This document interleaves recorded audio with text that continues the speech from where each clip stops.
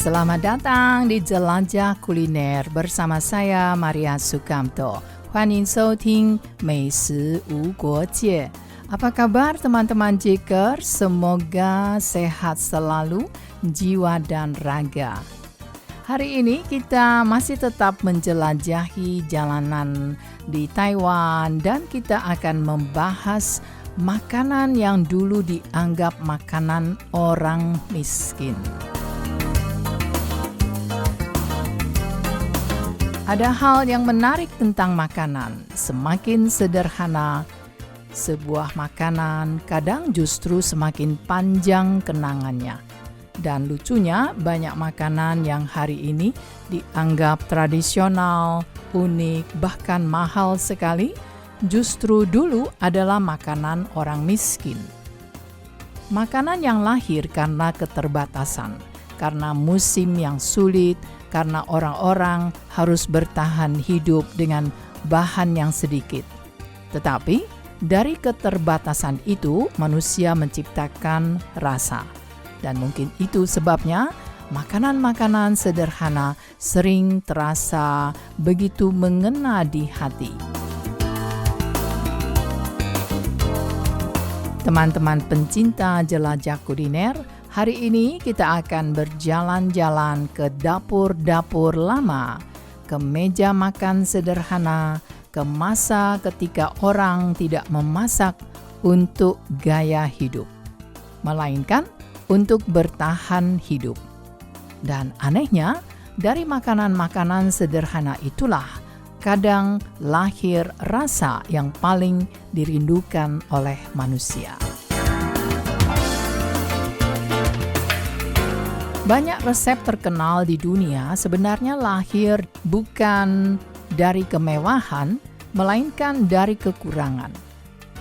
Di banyak desa-desa, negara-negara di Asia, orang dulu tidak punya banyak daging, tidak punya bumbu yang mahal-mahal, tidak punya lemari pendingin, maka mereka belajar menyimpan makanan, mengeringkan sayur-sayuran, mengawetkan bahan, memanfaatkan bagian makanan yang dianggap tidak penting.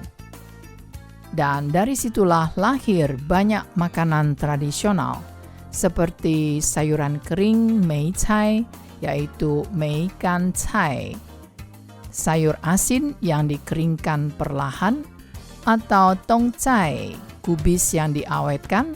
Anda juga kenal dengan tong cai, bukan? Sebab masakan Indonesia juga banyak ditaburi dengan tong cai. Atau bubur ketela rambat yang dulu dibuat supaya nasi bisa dimakan lebih lama, lebih banyak oleh seluruh keluarga. Jadi ketela rambat itu ditambahkan ke dalam nasi yang dimasak menjadi bubur agar banyak bisa sepanci. Dulu adalah untuk membuat semua anggota keluarga bisa makan karena keterbatasan bahan. Di masa sulit, manusia belajar satu hal. Rasa enak tidak selalu datang dari kemewahan. Kadang rasa datang dari kesabaran, dari cara memasak, dari kebiasaan keluarga. Dan mungkin itu sebabnya makanan sederhana sering terasa lebih manusiawi. Dan kalau di Taiwan, maka bubur dengan ketela rambat itu sekarang menjadi makanan yang mewah dan harganya mahal dan harus kita cari atau kita dapatkan di restoran yang khusus menjual masakan Taiwan yang retro, masakan tradisional Taiwan. Nah, siapa pernah bisa mengira makanan orang miskin dulu ini sekarang menjadi makanan mewah untuk menjamu tamu-tamu asing bahkan. Saya selalu merasa makanan orang kaya sering mengagumkan, tetapi makanan orang miskin lebih mudah membuat orang menangis. Karena di dalamnya ada perjuangan, ada ibu yang memasak dengan bahan seadanya, ada nenek yang membuat sayur asin supaya keluarga bisa makan saat musim dingin, Ada pekerja yang hanya mampu membeli semangkuk mie panas sebelum pulang larut malam. Makanan-makanan seperti ini mungkin tidak fotogenik, tidak viral, tidak tampil cantik di media sosial, tetapi mereka menyelamatkan banyak hari-hari manusia, terutama di zaman dulu. Dan menariknya, semakin modern dunia, manusia justru semakin merindukan makanan-makanan sederhana seperti itu. Karena makanan modern sering mengejar kejutan, tetapi makanan lama memberi rasa aman dan nikmat. Ada sesuatu yang sangat menenangkan dari nasi hangat, bubur ketela rambat, sayur asin, dan sedikit minyak bawang. Sederhana tetapi membuat hati kita tenang dan hanyut dalam nostalgia. Ada masa ketika banyak orang merasa malu membawa makanan sederhana karena takut dianggap miskin, karena dianggap kampungan, karena dianggap tidak modern. Tetapi waktu telah mengubah banyak hal. Hari ini banyak orang rela antre panjang demi makanan tradisional. Restoran-restoran mulai menjual kembali rasa lama, orang muda mulai mencari resep nenek mereka. Dan makanan yang dulu dianggap biasa, perlahan berubah menjadi nostalgia. Mengapa bisa demikian? Karena manusia akhirnya sadar, makanan bukan hanya sekedar rasa saja, ia adalah sebuah identitas.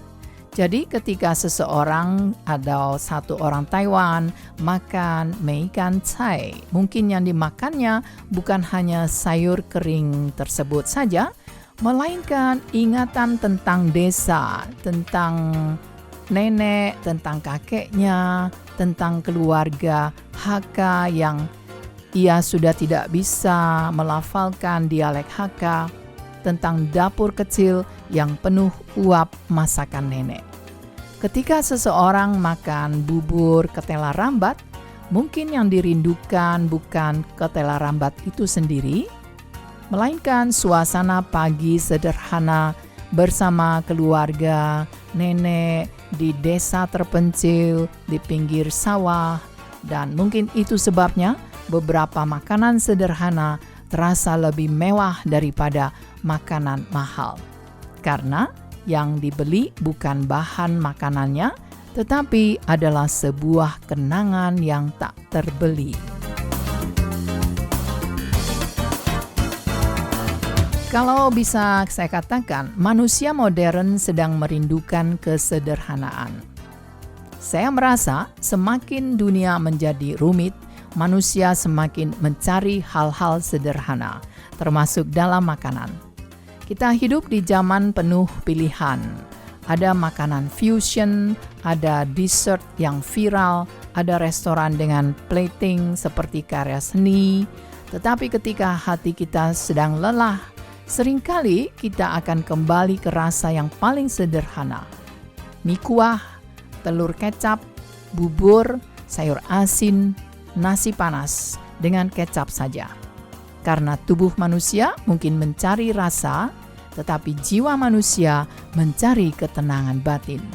Dan makanan sederhana memiliki kemampuan yang aneh tersebut. Ia tidak mencoba membuat kita kagum, ia hanya ingin membuat kita merasa pulang. Terkadang saya berpikir resep-resep sederhana bertahan begitu lama karena satu alasan, karena mereka diwariskan bersama cinta, bukan lewat buku mahal, bukan lewat sekolah memasak, melainkan lewat dapur rumah. Dan mungkin makanan yang dulu dianggap makanan orang miskin sebenarnya adalah makanan yang paling kaya akan kenangan. Saya Maria Sukamto, seorang penyiar, seorang penjaga cerita dan kenangan kita bersama. Sampai jumpa di perjalanan rasa berikutnya.